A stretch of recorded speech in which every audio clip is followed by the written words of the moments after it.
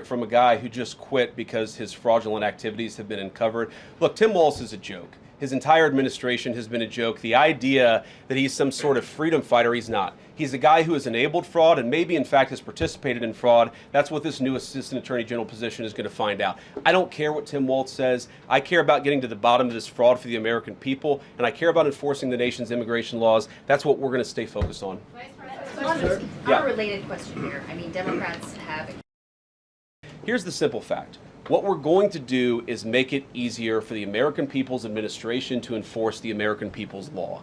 And that means that Democrats have to stop rallying the mob against legitimate law enforcement operations. And that means that we are going to get tougher, and that's what this AAG position is about. We're going to get tougher at the people who are defrauding the United States by inciting violence against our law enforcement officers. That's one of the things that we're going to do. We've already started that work at the Department of Justice, but we're going to keep on doing it, and this new AAG position is going to kick that into high gear. Vice President Vance, you just suggested that this woman who was killed, Renee Good, is part of a broader left-wing network. Who do you think is behind this broader left-wing network? Well, it's one of the things we're going to have to figure out, but here's the way that I put it. When somebody throws a brick at an ICE agent, or somebody tries to run over an ICE agent, who paid for the brick? And who told protesters to show up and engage in violent activity against our law enforcement officers?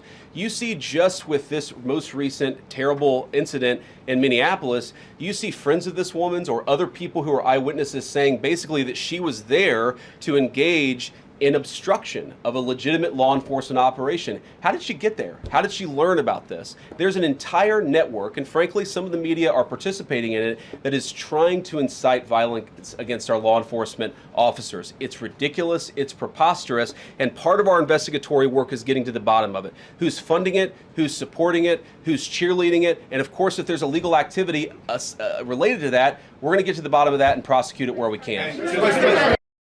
Well, first of all, the Department of Justice is going to investigate this. The Department of Homeland Security is already investigating this. But the simple fact is, what you see is what you get in this case. You have a woman who is trying to obstruct a legitimate law enforcement operation. Nobody debates that.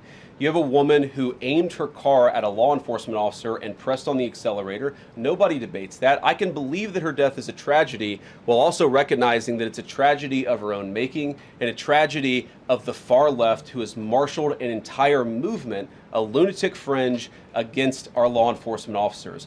I think what is clearly happening here, and it's going to keep on happening unless the Democrats wake up and say, you know what, you don't have to agree with our immigration policies. You don't have to agree with what the president or the vice president believe about immigration enforcement, but why don't you take this to the ballot box? Why don't you vote? Why don't you organize? Instead, what some of them are doing is encouraging people to get violent with our law enforcement officials. It's disgraceful, and it's got to stop. What responsibility do you and the president have to diffuse some of the tension that we are seeing play out in Minnesota, bring down the temperature as this investigation is unfolding? What we have a responsibility to do is to protect the people who are enforcing the law and protect the country writ large. Whether you're Democrat or Republican, you deserve to have the people's laws enforced in the United States of America. Now, again, I'm not happy that this woman lost her life. I'm not happy that this woman was there at a protest violating the law by interfering with a law enforcement action. I think that we can all recognize that the best way to turn down the temperature is to tell people to take their concerns about immigration policy to the ballot box. Stop assaulting and stop inciting violence against our law enforcement officers. That's the best way to take down the temperature. And we're not going to give in to terrorism on this. And that's exactly what's happening. Federal law enforcement, this was an attack on law and order. This was an attack on the American people. The way that the media, by and large, has reported this story has been an absolute disgrace, and it puts our law enforcement officers at risk every single day. What that headline leaves out is the fact that that very ICE officer nearly had his life ended, dragged by a car 6 months ago, 33 stitches in his leg. So you think maybe he's a little bit sensitive about somebody ramming him with an automobile? What that headline leaves out is that that woman was there to interfere with a legitimate law enforcement operation in the United States of America. What that headline leaves out is that that woman is part of a broader left-wing network to attack, to dox, to assault and to make it impossible for our ICE officers to do their job. If the media wants to tell the truth, they ought to tell the truth that a group of left-wing radicals have been working tirelessly, sometimes using domestic terror techniques to try to make it impossible for the President of the United States to do what the American people elected him to do, which is enforce our immigration laws. The President stands with ICE, I stand with ICE, we stand with all of our law enforcement officers. And part of that is recognizing that you people in the media, not everybody in this room, but many people in this room have been lying about this attack. She was trying to ram this guy with her car.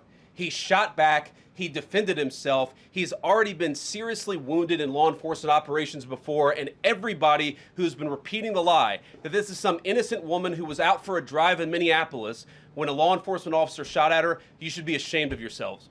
Every single one of you. Questions? Thank you, Mr. Vice President. I wanted